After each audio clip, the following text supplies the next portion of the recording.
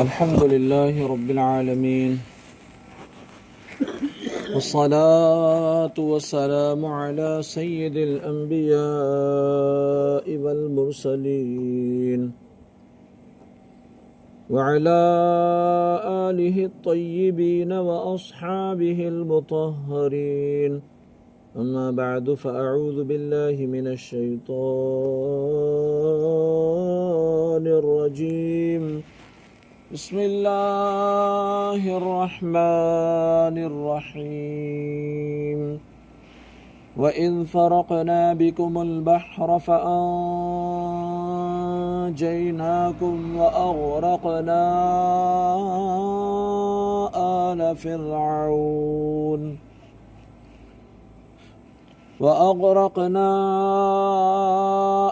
فرعون وأنتم تنظرون.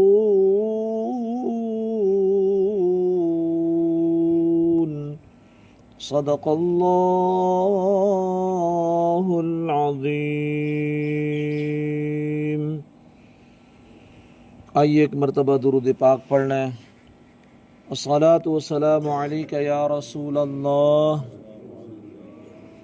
وعلی آلک واصحابک یا حبیب اللہ.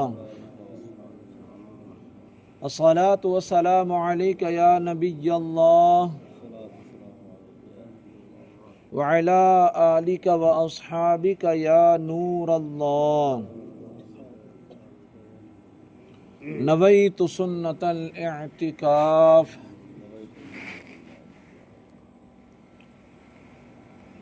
اللہ پاک کلام مقدس میں ارشاد فرماتا ہے،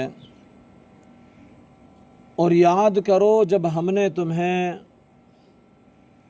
تمہارے لیے دریا کو پھاڑ دیا تو ہم نے تمہیں بچا لیا اور فرعونیوں کو تمہارے آنکھوں کے سامنے غرق کر دیا.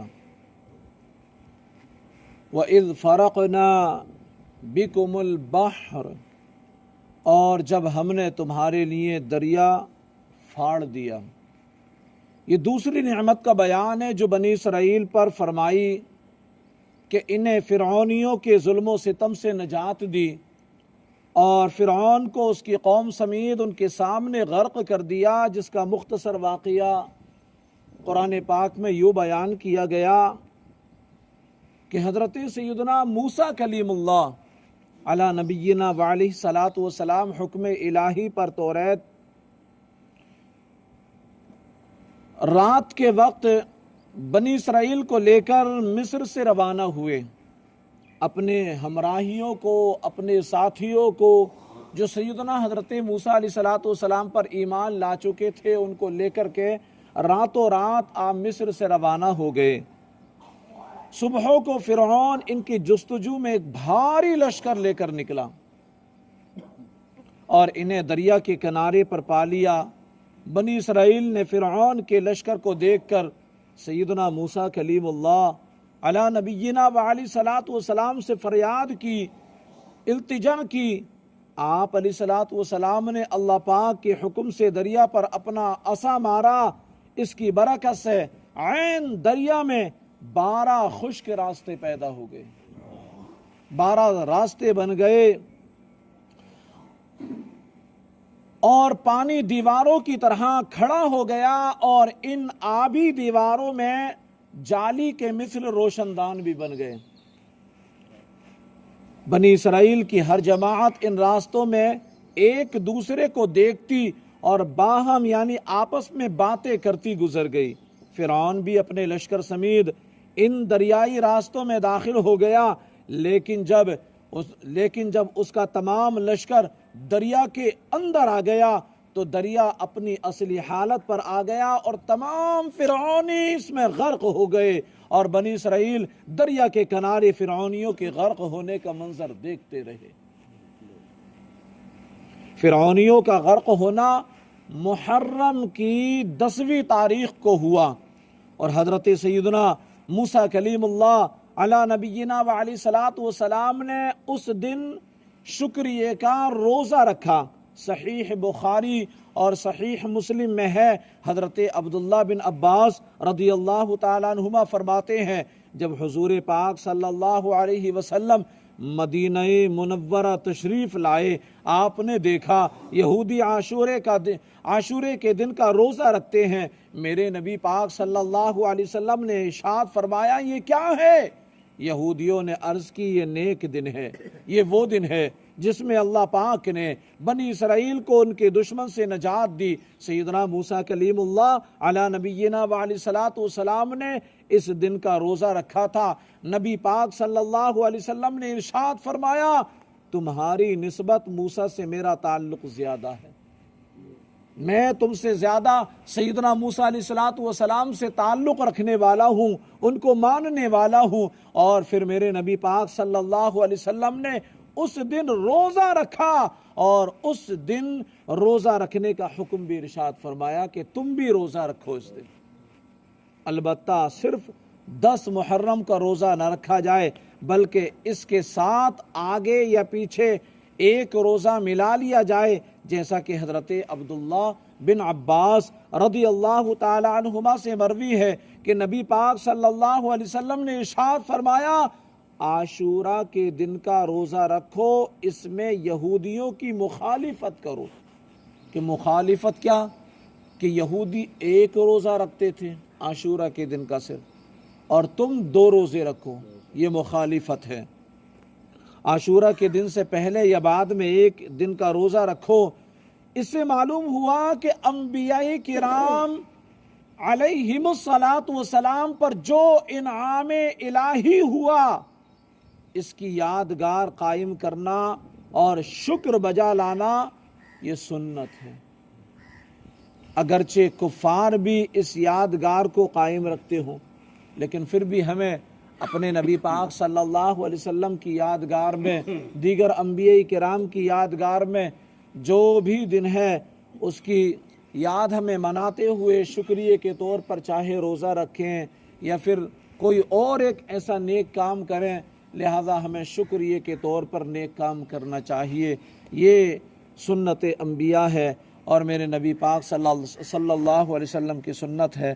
اللہ پاک ہم سب کو نبی پاک صلی اللہ علیہ وسلم کی سنت پر چلتے ہوئے زندگی گزارنے کی توفیق عطا فرمائے۔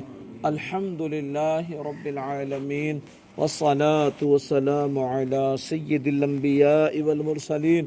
یا رب مصطفیٰ رسول کریم صلی اللہ علیہ وسلم کے واسطے ہمارے والدین کی، ہمارے استاد و پیر کی اور ساری امت مسلمہ کی مغفرت فرما دے۔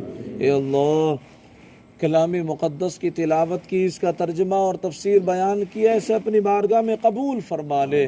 اے اللہ فیضان قرآن سے ہمیں مالا مال فرما، اس قرآنی حلقے میں شرکت کرنے کی برکت سے مولا جملہ پریشانیاں دور کر دے، بیماریاں دور کر دے، تنگ دستیاں دور کر دے، بے روزگاریاں دور کر دے، بے اولادیاں دور کر دے، آزمائشوں سے ہم سب کو چھٹکارا عطا فرما دے۔ اے اللہ ہماری بستی پر اپنا فضل و کرم فرما دے، ہماری بستی سے تمام ناگہانی آفتوں، مصیبتوں اور بلاؤں کو دور فرما دے، ہمارے گھروں سے جادوئی اثرات، تعصیبی خلل، شریر جنات ان سب کو دور کر دے۔ اے اللہ ہمارے گھروں میں امن و شانتی عطا کر دے، ہمارے گھروں میں خیر و برکت کے نزول فرما دے، ہمارے گھروں سے ناچاقیاں، نا اتفاقیاں، آزمائشیں، جھگڑے، فساد سب کو دور فرما دے۔ اے اللہ ہمارے گھروں میں امن اور سکون عطا فرما دے۔ اے اللہ ہم سب کو رزق حلال عطا کر دے، رزق حرام سے بچنے والا بنا دے، عبادتوں میں جی لگا دے۔ اے اللہ سجدوں میں لذتیں عطا کر دے۔ اے اللہ درود و سلام کی کثرت کرنے والا بنا دے۔ اے اللہ بڑوں کی تعظیم کرنے، چھوٹوں پر شفقت کرنے والا بنا دے، سنتوں کے مطابق زندگی گزارنے والا بنا دے۔ اے اللہ سلام کو عام کرنے والا بنا دے۔ اے اللہ تیرے نبی پاک صلی اللہ علیہ وسلم کا فرمان افسو السلام بینکم، سلام کو عام کرو، سلامتی میں رہو گے۔ اے اللہ اس پیاری سنت پر ہم سب کو سختی کے ساتھ عمل کرنے والا بنا دے۔ اے اللہ ہماری ان دعاؤں پر اپنے محبوب کریم رؤوف الرحیم علی کا تحیت و تسلیم کے صدقے طفیل رحمت کی نظر فرما دے۔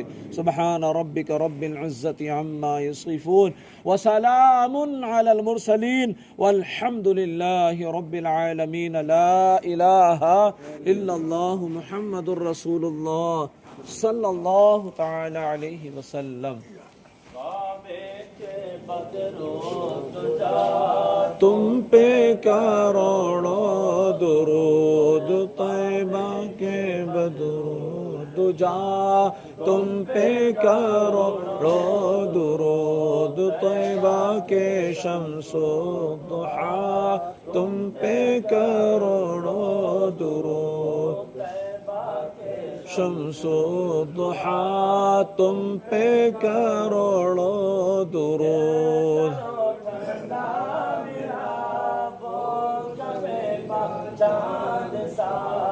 دل کرو ٹھنڈا میرا وہ کفے پا چاند سا، سینے پہ رکھ دو ذرا تم پہ کروڑوں درود، سینے پہ رکھ دو ذرا تم پہ کروڑوں درود۔ غیب کیا تم سے نہا ہو بھلا، اور کوئی غیب کیا تم سے نہا ہو بھلا، جب نہ خدا ہی چھپا تم پہ کروڑوں درود، جب نہ خدا ہی چھپا تم پہ کروڑوں درود۔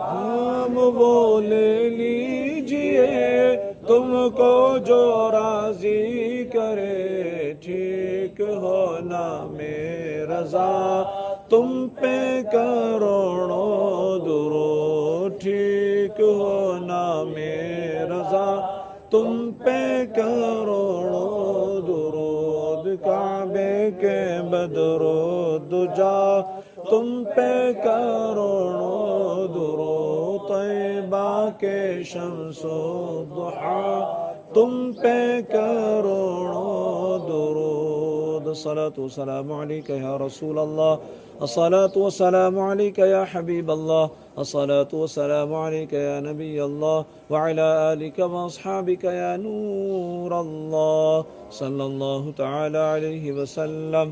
سبحان ربک رب العزت عما یصفون وسلام علی المرسلین والحمد للہ رب العالمین۔